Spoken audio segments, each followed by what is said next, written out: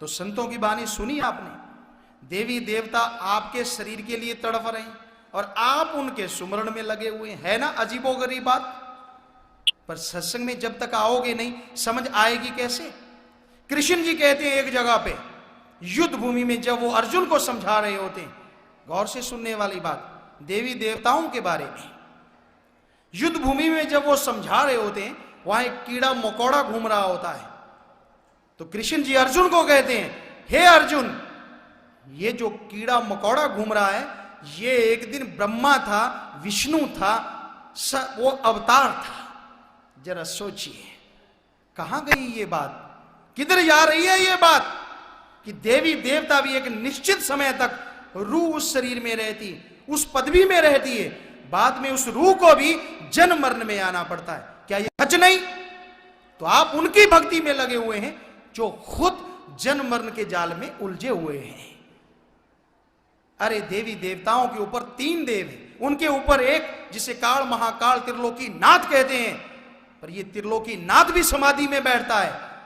जिसके पास पावर हो, जिसके पास शक्ति हो, उसको किसी की समाधि में बैठने की क्या जरूरत, जो है ही पावर। तो इससे पता चलता है वो खुद पावर नहीं है, वो किसी से मांग रहे हैं, किसी से दुआ कर रहे हैं। वो कौन है, उसी की यहां चर्चा कर रहे हैं हम। उसी का नाम ओम हरि अल्लाह गॉड खुदा रब वाहिगुरु भगवान है।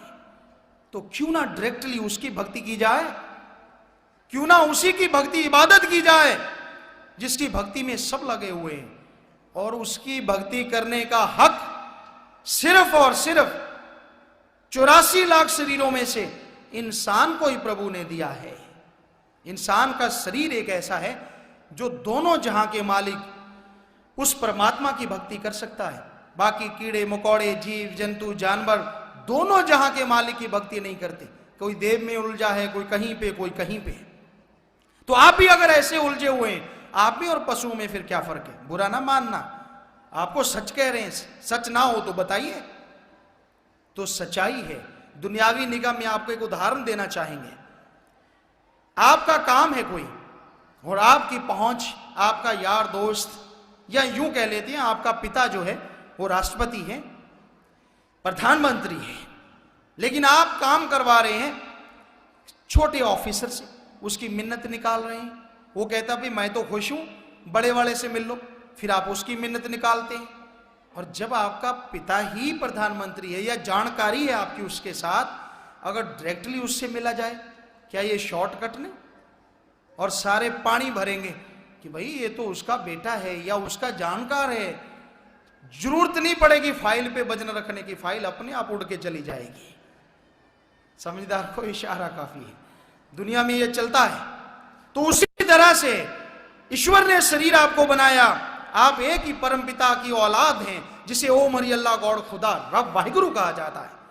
बजाय आप डायरेक्टली उससे कनेक्शन जोड़ने के बीच वालों के आगे हाथ फैलाते फिर रहे हैं। पहले तो आपको शर्म आनी चाहिए कि मालिक ने आपको इतना बड़ा ओहदा दिया, अपना रूप कहा। यह रूहानियत में लिखा है, ईश्वर ने, अल्लाह ने जब इंसान का बुत बनाया, शरीर बनाया, सब देव फरिश्तों को कहा सजदा करो, नमस्कार करो। अभी उसमें जान नहीं थी। उन्होंने कहा जी हम क्यों सजदा करें, क्यों नमस्कार करें? तो मालिक ने जवाब दिया, ईश्वर ने कहा कि ये मेरा अपना रूप है, ये खुद मुख्तियार होगा, और अगर ये धरती पे दुनिया में जाके मेरी भक्ति इबादत करेगा तो इसको जीते जी भी दर्श दीदार दूंगा और इसकी आत्मा रूह को आवागमन से मोक्ष मुक्ति मिल जाएगी। ये सुन के सब देव फरिश्तों ने इंसानी बुत को सजदा किया और फिर मालिक की नूरे किरण, जिसे रूह आत्मा कहते हैं, वो शरीर में प्रवेश कर गई।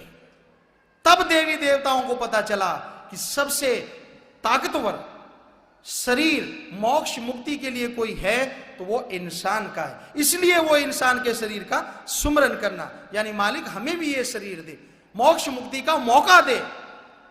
अब आप खुद सोच लीजिए, आपने उम्र किधर लगा दी? अरे जो गुजर गई शर्म मत करो। शर्माने से कुछ होने वाला नहीं कि मैं तो जी अपने स्टैंड पे पक्का हूं, पक्का होने से तू अपने पैरों पे कुल्हाड़ी मारेगा। बदल जा, अब भी समय है। जब तक अज्ञानी था, अज्ञानता में हर कोई गलती कर लेता है, पर आज तो तूने सुन लिया, आज तो तू समझ गया असलियत क्या है, आज के बाद भी गलती करता है तो ये तेरे लिए गुनाह के बराबर है। इसलिए हे इंसान, उस मालिक को याद कर, सुप्रीम पावर को याद कर, जिसके सहारे ये एक त्रिलोकी नहीं, ये एक त्रिलोकी नाथ नहीं, खंड ब्रह्मांड सब खड़े हुए हैं, जो सबका स्वामी है, जो खुद पावर है, जो चरम सीमा देने वाला है, उसके लिए तो कोई शब्द ही नहीं। तो उस मालिक, उस परमात्मा को याद कर, फिर रिजल्ट तेरे को हाथों हाथ ना मिले तो हम आपको गारंटी देते हैं